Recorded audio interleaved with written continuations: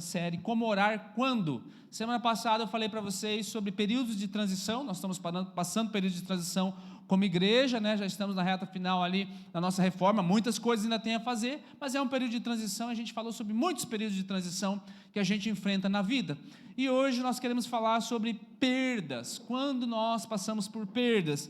Eu vou abrir um texto que eu já explanei ele em outro momento, que é João capítulo 11.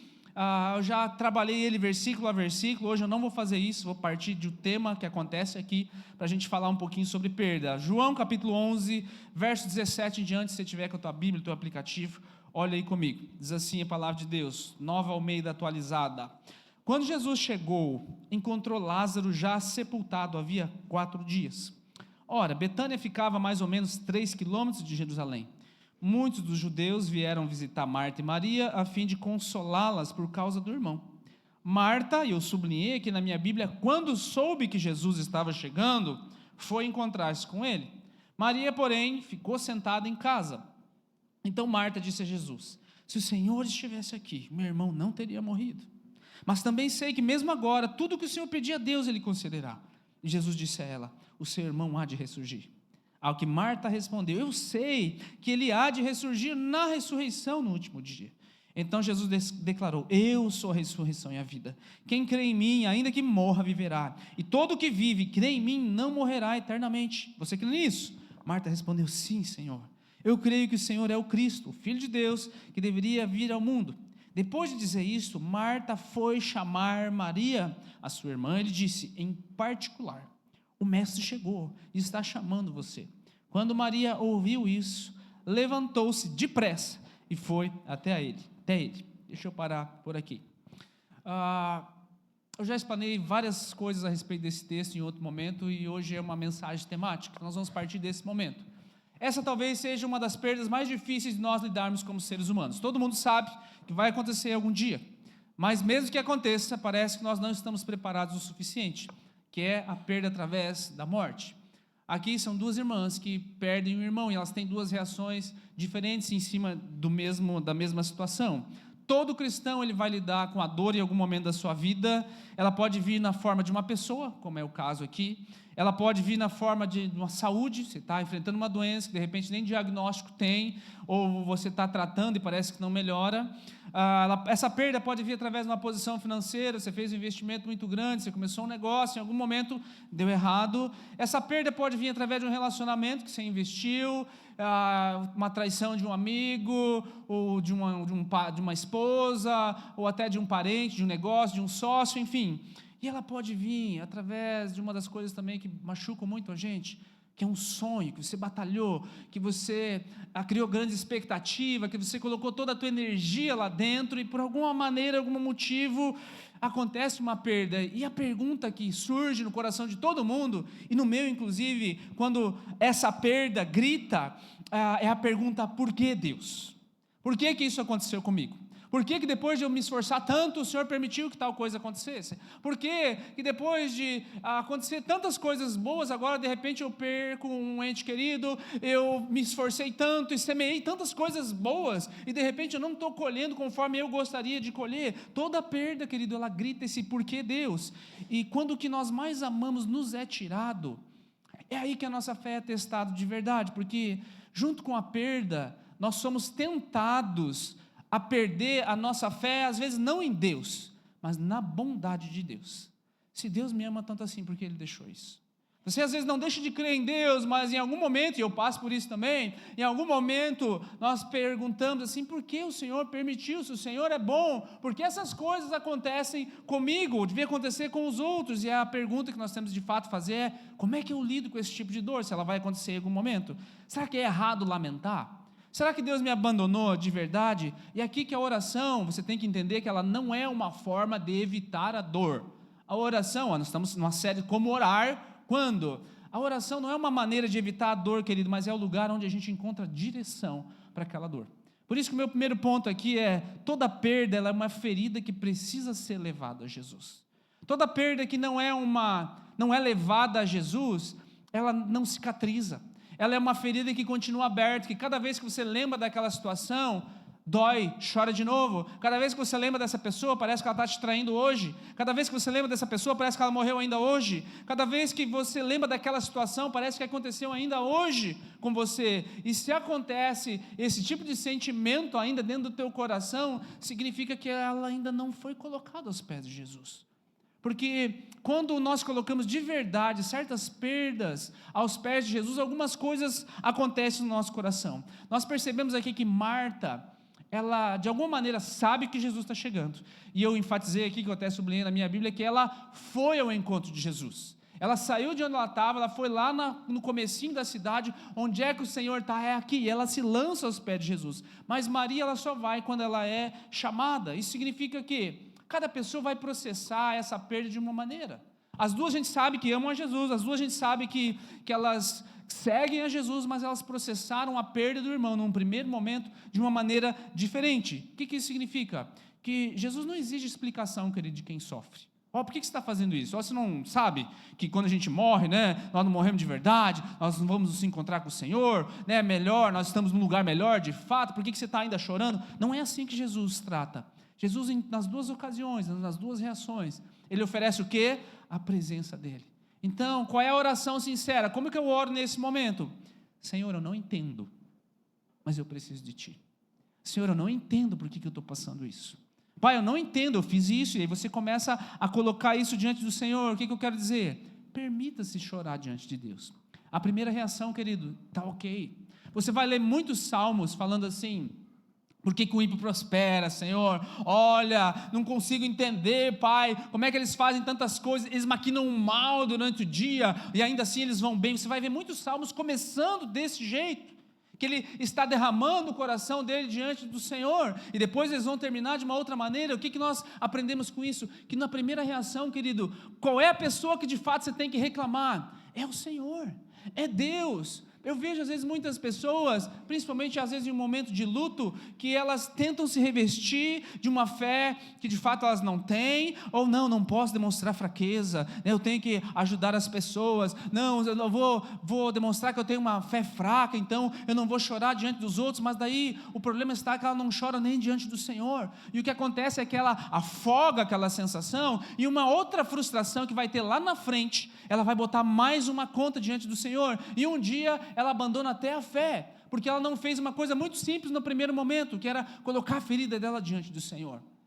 E aí eu culpo Deus por muitas coisas. Eu não entendo, querido, está tudo bem quando você passa por uma situação muito difícil e você chega diante do Senhor. Esse é o lugar que você tem que chegar mesmo. Pai, eu não estou entendendo o que está acontecendo. Senhor, eu fiz isso, eu fiz aquilo, e ainda assim você pega um salmo como esse, você se apropria até dele, Senhor, por que isso está acontecendo? O outro lá que nem te serve, olha o que aconteceu com ele, e você se derrama diante do altar do Senhor. Você fala que doeu, você fala do vazio que você está sentindo, e você fala que você não entende. Quantos estão entendendo isso?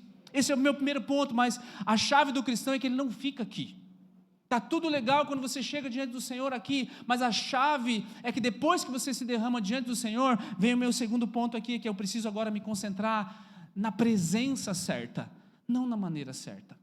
As duas têm uma reação diferente, Marta e Maria, e nós poderíamos acusar nesse momento Maria falando assim: Maria, olha o que você está fazendo aí, Ô Maria, você devia ter corrido também aos pés de Jesus, o que você está fazendo chorando em casa? Quando você vê Lucas 10, é o contrário que está acontecendo. Maria está aos pés de Jesus, ouvindo o ensinamento de Jesus, enquanto Marta está o quê? Cuidando dos afazeres da casa. E Jesus chama a atenção dela, fala assim: Marta, Marta, Lucas 10, 41, você anda inquieta, se preocupa com muitas coisas, mas apenas uma é necessária. Maria escolheu a boa parte, e essa não lhe será tirada. Jesus elogia Maria, e agora você percebe que no segundo momento, quando chega a aprovação de verdade, quando morre o irmão, qual é a irmã que tem a reação primária de ir aos pés, de ir ao encontro, correndo aos pés de Jesus? Não é Maria, é Marta. E Marta podia ter voltado para Maria: ô Maria, tu não é aquela que escolheu a boa parte? Olha aí, olha a reação que você tem, o que adianta? Sabe, às vezes nós somos assim, querido. Nós achamos que tem uma maneira certa, ou é a nossa maneira com que nós enfrentamos o luto, ou a perda de qualquer ordem dessa que eu citei para você, seja pessoal, financeira, relacionamento, enfim. E aí nós achamos que todo mundo tem que reagir da mesma maneira. E você tem que entender que o teu temperamento, ele afeta como você lida com as perdas. Maria, ela é mais introspectiva. Maria está lá, ela está falando com o Senhor de uma maneira distante, ela está chorando em casa. Você percebe que quando Marta chega para ela, em particular, eu até grifei em amarelo aqui na minha Bíblia, em particular, Marta tem um cuidado com Maria, que às vezes nós não queremos ter com os nossos irmãos, nós queremos só, olha aí, ó, tu não escolheu a boa parte, cadê a tua reação? Ela tem um cuidado, ela teve mais maturidade ou mais entendimento ou discernimento de entender que, se o Senhor Jesus estiver aqui, é tudo que eu preciso. E uma vez que ela vai lá e encontra a presença de Jesus, o que ela faz? Ela vai lá levar para a irmã dela onde ela está.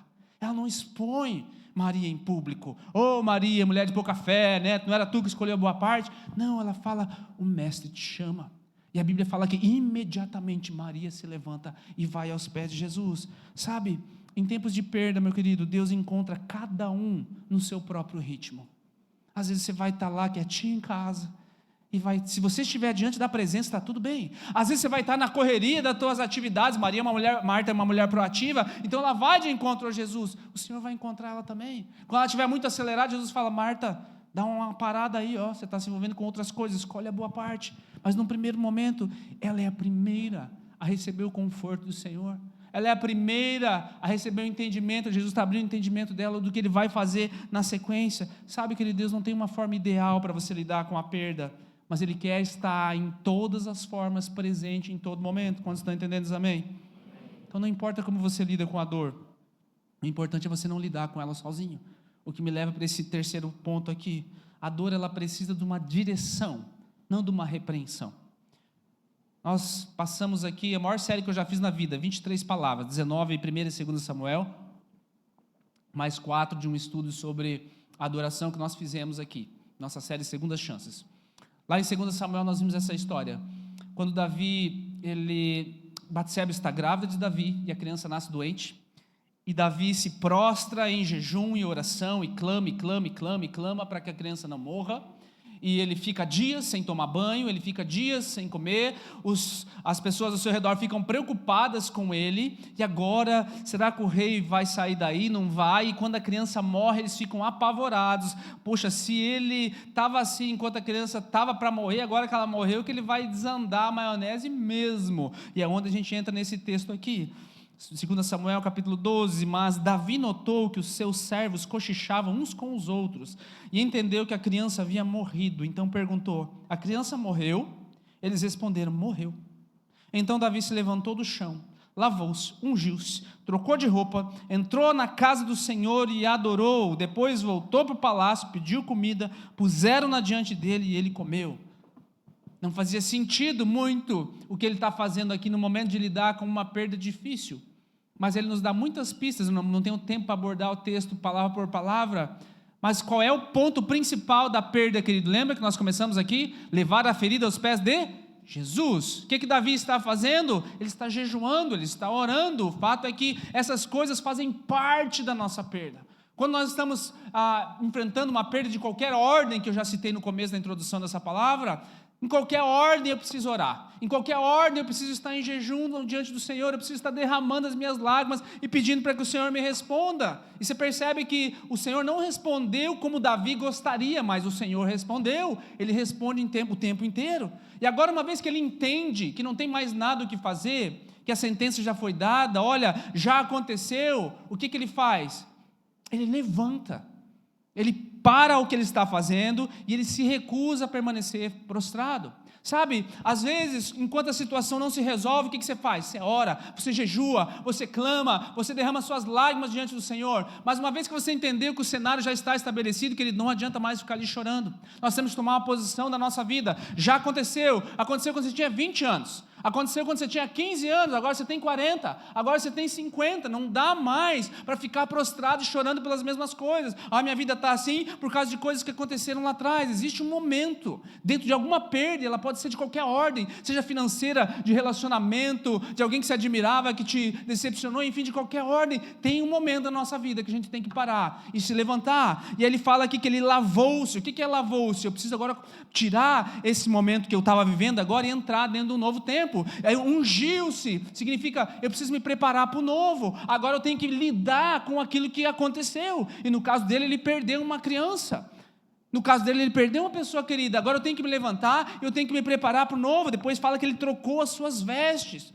Nós precisamos nos abrir para uma nova estação quando essas coisas acontecem. Nós precisamos conhecer novas pessoas, nós precisamos nos expor, de repente, a um ensinamento novo, se aquele que você experimentou antes não funcionou, com uma mente nova, como diz aí o ditado, né, com uma xícara vazia, para que o Senhor possa te levar para esse novo tempo, porque senão não adianta. E por último, depois de tudo isso, fala que ele adorou o Senhor. Sabe o que é isso? É se manter no centro, mesmo quando a resposta que você queria não veio. A resposta que Davi estava procurando era que o filho fosse ressuscitado, era que o filho não morresse. Não veio essa resposta, veio outra resposta. E o que isso nos diz, querido? Que quando o milagre não vem, mesmo assim Deus continua sendo digno da minha adoração.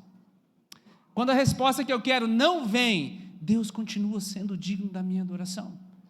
E uma vez que ele faz isso, né, deixa eu só fechar o parênteses aqui, ele faz o que todo crente gosta de fazer, depois que adora, ele vai comer, né? Então ele fala aqui que o pessoal reuniu o pessoal, faz comida, é por isso que a gente come muitas vezes depois que a gente faz as coisas. Mas o fato é, querido, que muitas vezes Deus não vai responder as coisas do jeito que a gente gosta, Deus não vai responder do jeito que nós imaginamos, mas Ele sempre vai responder, e Ele não nos abandonou dentro desse processo. Que é o que me leva a esse meu último ponto aqui. Há perdas que silenciam palavras, mas não podem silenciar a nossa oração. Você já passou por algumas coisas assim, né? Eu também já passei, todos nós já passamos. Momentos em que eu não sei o que falar com Deus, ou eu não consigo falar com Deus. Eu amo quando o texto diz assim, que o Espírito Santo intercede por nós com gemidos inexprimíveis. Eu não sei o que dizer, Senhor, mas eu confio que o Espírito Santo intercede por mim. Eu confio que, ainda que as minhas palavras não consigam expressar a profundidade da dor do meu coração em ter passado por determinadas perdas, eu sei que o Deus que eu sirvo é um Deus fiel e a minha missão continua. O último texto que eu quero abordar contigo aqui, último capítulo de Atos dos Apóstolos, Atos 28. Paulo, ele tinha a ideia, ele tinha a intenção de ir a Roma, pregar para aqueles irmãos de Roma, ele só queria ir de outro jeito, mas ele está lá cativo, dentro de uma comitiva, dentro de um navio, e esse navio passa por um naufrágio. Muitas circunstâncias, eles caem lá dentro de uma ilha. Nossa, podia ter morrido, podia ter perdido um monte de coisa, mas cai dentro de uma ilha. Glória a Deus, que bênção. As pessoas recebem eles, e aí eles fazem uma fogueirinha lá, né, para se aquecer dentro desse processo. Olha como Deus é bom, olha como Deus nos guarda. Verso 3 e 4 de Atos 28 diz assim, tendo Paulo ajuntado e atirado à fogueira um feixe de gravetos, uma víbora, fugindo do calor, prendeu-se na mão dele. E quando os nativos viram a víbora pendurada na mão de Paulo, disseram uns aos outros, certamente esse homem é um assassino, porque salvo do mar, a justiça não o deixa viver. Sabe, Paulo podia ter olhado, nossa, Deus me livrou disso, me livrou daquilo, agora veio uma cobra, eu acho que esse pessoal está certo mesmo. Vocês viram, eu me converti, era para estar tudo dando certo, agora aconteceu isso, aconteceu aquele outro, agora aquele outro, não sei, será? E aí às vezes você começa a ouvir a voz do povo. Pensa, será que tem alguma coisa errada comigo mesmo? Será que é Deus mesmo me punindo por muitas coisas? Querido, o povo achou que Paulo era um criminoso, mas o fato é que nem toda ferida é uma punição do Senhor. Às vezes essa ferida em específica é uma porta de entrada para o sobrenatural de Deus. Sabe por quê? Porque o que acontece em seguida é muito sobrenatural. Tem um cara chamado Públio que está muito doente. Paulo vai lá, ora por ele, ele é curado. Aí o pessoal se empolgou e trouxe o resto da vila inteira, e a vila inteira agora é curado. Então você percebe que ele podia ter entendido que a ilha era um livramento do Senhor. Você pode entender que de repente esse negócio que você fechou esse mês, ou essa situação que se reverteu para você agora, pronto, é a minha ilha, é a salvação do Senhor. E no meio disso, que parecia salvação, pode ser que venha uma víbora e ainda morda a tua mão, e você vai ouvir muitas coisas ao teu redor falando as coisas ao contrário. Mas o fato que nós aprendemos aqui é que o silêncio diante de Deus, querido, muitas vezes ele é mais profundo que um monte de palavras. Não tem uma oração descrita do que Paulo fez aqui, do que ele acabou de mudar, mas você percebe que ele sofre uma perda de muitas coisas. Ele queria ir para Roma para pregar a palavra, e ele perde a primeira coisa, a liberdade dele. Você vai para Roma, mas vai preso. Ele queria ir para Roma debaixo de um cruzeiro, de um navio, num caminho só. Tem uma tempestade no meio desse processo todo e te joga lá em Malta. Ele podia entender, nossa, uma fogueira legal, agora vem uma cobra e pica a minha mão. Tantas coisas que acontecem. A dor interrompeu a agenda de Paulo, não é verdade? A dor pode interromper a tua agenda, mas ela nunca vai interromper a missão que Deus tem para você. Paulo tinha uma missão, e ele experimentou muitas perdas no processo, mas nenhuma dessas perdas afetou a missão que ele tinha. Eu sei que você enfrentou muitas perdas na tua vida em muitas áreas, mas você tem que entender, querido, que a agenda do Senhor deve prevalecer sobre a nossa. E a agenda dele, se você abrir lá no último livro da Bíblia, lá nos últimos capítulos, você vai ver qual que é a agenda dele. A agenda dele não é que o mal vai triunfar. A agenda dele não é, que o mundo jaz do maligno e agora. A agenda dele para você é que nenhum olho viu, nenhum ouvido jamais ouviu, nem que você imaginou, não passou no teu coração o que ele tem preparado para aqueles que te amam a ele. Essa é a agenda dele para você. A agenda dele é quando chegar o dia e a hora determinada, ele vem e acorrenta Satanás e o lança no lago de fogo e enxofre, onde jaz a besta e o falso profeta já estão lá junto. E sabe quem ele joga lá junto? A morte. E sabe o que ele coloca para você agora? Olha, já não haverá mais dor, já não haverá mais lágrima, nem nada dessa ordem vai entrar dentro da próxima ordem, porque eis que faço nova todas as coisas. E eis que vem a nova Jerusalém como uma noiva preparada para o seu cordeiro, perfeita, adornada, e o próprio Deus habitará com eles, e ele será o seu Deus, e não haverá necessidade de sol, porque o próprio Senhor vai ser a nossa luz. Você entende que essa é a agenda do Senhor para nós? Dá um glória a Deus, meu amado. Essa é a agenda do Senhor para nós. Essa é a agenda do Senhor para nós. Mas enquanto esse dia não chega, nós vamos enfrentar algumas perdas que podem, às vezes, nos tirar um pouquinho do prumo. Perder não é o fim da história, mas é o lugar onde Deus quer começar algo novo. Eu não tinha um testemunho pessoal que eu achei assim forte o suficiente para poder ministrar essa palavra. Então eu decidi fazer um negócio diferente. Pedi para minha mãe, a pastora Sueli, terminar essa palavra para mim. Tem algo que aconteceu na nossa família e há muito tempo nós já ouvimos esse testemunho e já serviu de inspiração para nós, como filhos, durante muitas vezes em que nós passamos situações difíceis, e eu pedi para ela trazer isso aqui para nós, e eu creio que vai vir de encontro a tudo isso que nós estamos falando hoje. Como orar nesses momentos? E como orar de maneira que algo mude dentro do nosso coração? Eu quero comentar sobre dois testemunhos, mas é sobre a mesma área da perda. Então, eu sou mulher única. Meus pais tiveram 4 filhos, 3 homens e sou eu de mulher. Então, eu era muito apegada ao meu pai.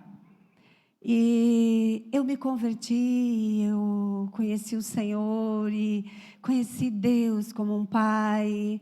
E aquilo fez algo bem tremendo no meu coração para eu poder passar por esse momento. E aí, quando o meu irmão mais velho ligou, ele disse, olha, o pai tem uma doença, não tem cura, e ele, em 2 meses, no máximo 3, ele se vai. Nós nem sonhávamos, né? O pai tinha 51, então vamos ficar muito tempo com ele. E naquela hora, algo aconteceu no meu coração, eu não estava sentindo nada. E aí eu falei, animei meu irmão e tal, ficou. E aí eu falei para Deus, o que está acontecendo? Eu tenho que entender direito. O Senhor, Ele disse isso, mas eu não sentia. Era como se aquela notícia não fosse para mim. E aí veio um versículo que dizia assim, por que tu te abates, ó minha alma? Por que tu te perturbas dentro de mim? Eu confio em Deus. E aquele versículo, de uma certa maneira, embora a minha mente não entendia, ele consolava meu coração. E aí nós passamos aqueles 2 meses, né, o pai no hospital, e eu sentia a graça de Deus naquele momento. Por quê? Porque o Deus Pai, o meu Pai do céu, estava soberano sobre toda aquela situação. Então, eu tive a graça de passar por aquele momento de uma maneira tão grandiosa. Eu pude experimentar o que o texto diz, o Salmo diz lá, o Salmo 23 diz assim, que o Senhor é meu pastor e de nada terei falta. Era como se o dia lá fora não tivesse sol, mas aqui dentro parecia assim que aqui tinha alegria, aqui estava tudo claro aqui dentro de mim. E eu ficava muito espantada, eu falava, Deus, que maravilhoso isso, Senhor, poder experimentar isso, poder passar por esse vale da sombra da morte e experimentar isso. E aí, olhando, e no decorrer da minha vida, mais adiante, já vai acontecer outra coisa, mas eu quero dizer como que eu vivi a vida com Deus. Eu conhecia Deus, conhecia a palavra, e a palavra, criei desde o início, que a palavra é viva, ela é eficaz. Deus criou o céu e a terra através da sua palavra. Então, a palavra, ela é criativa, ela cria, ela gera a palavra de Deus. E nós temos dado aquele livro que eu falo que ele é sobrenatural, e nós temos essa graça tão grande de ter esse livro. E aí eu comecei a conhecer as promessas de Deus. Comecei a conhecer muitas promessas de Deus. E uma delas, em Isaías 58:11, diz assim: o Senhor te guiará continuamente. Ele fartará a tua alma até em lugares áridos.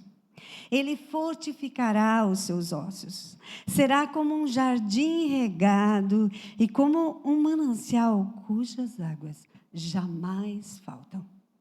E esse texto, essa palavra de Deus aqui, tornou-se vida dentro de mim.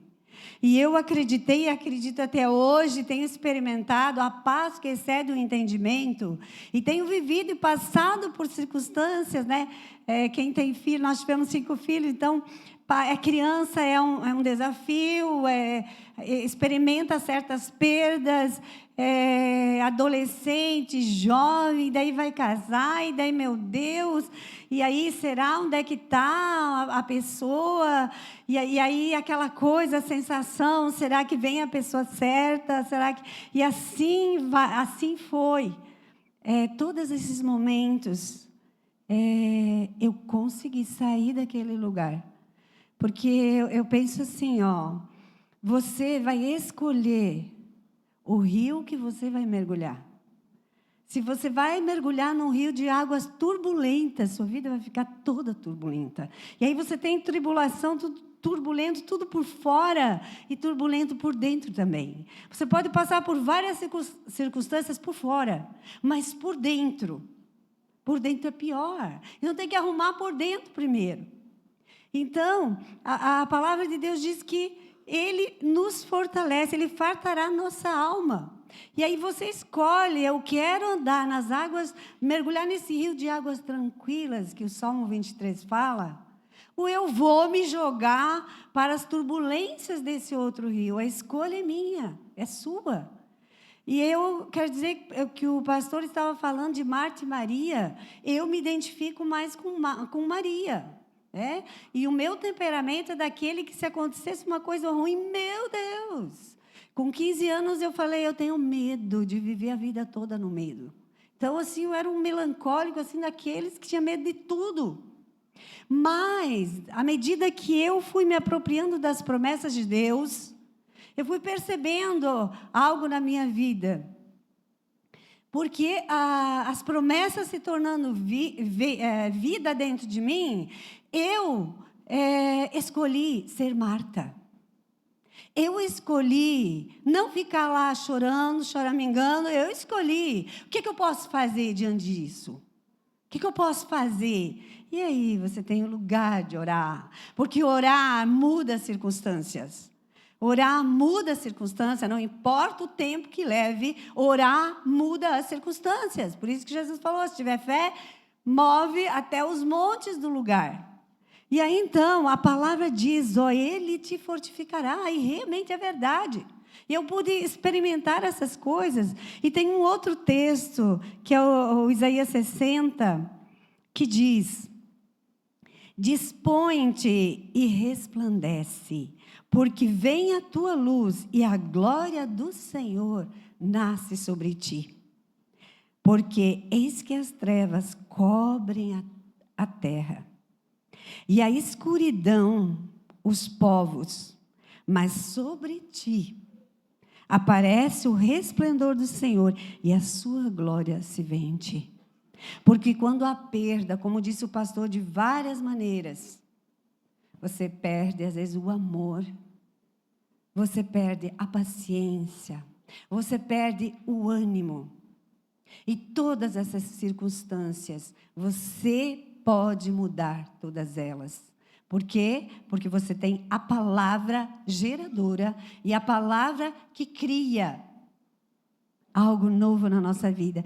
E aí, então, por isso ele diz, resplandece, porque sobre ti resplandece o Senhor. E essa é a verdade para a minha vida.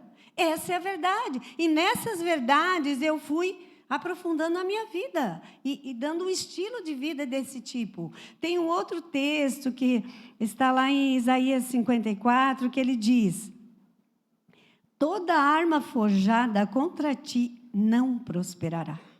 Toda língua que ousar contra ti em juízo, tu a condenarás.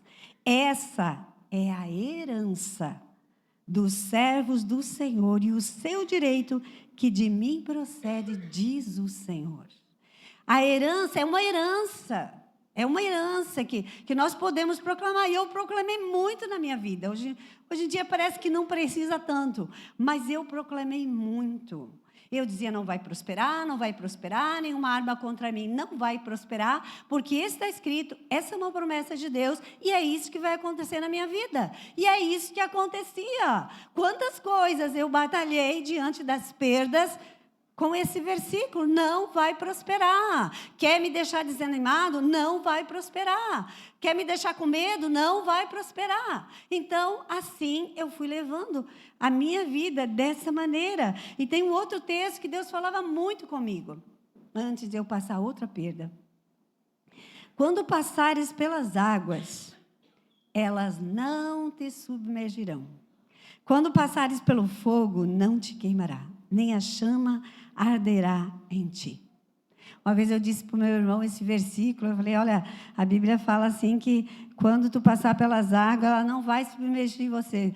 Aí ele falou para mim assim, mas Deus sabe qual que eu estou me sentindo? Estou me sentindo respirando por um canudinho. Eu falei, não, a palavra de Deus diz isso. E eu vivi isso, eu experimentei, eu proclamei muitas vezes, lembrei, eu estou passando por essas águas, mas elas não vão me submergir. Eu passo pelo fogo, esse fogo que está vindo em direção a mim, não vai prosperar, nem a chama vai arder, nem vai me queimar, nem vai me destruir. E eu vou passar por tudo isso sem ficar acabada e destruída, né? Eu fui presidente nacional da denominação. Então, imagina quanta coisa, as igrejas, né? Tinham 25 igrejas. Então, quanta coisa que você tinha que resolver, você tinha coisa que não tinha, às vezes, solução. Então, muitas lutas. Em todas elas, foi dessa maneira que eu sempre reagi.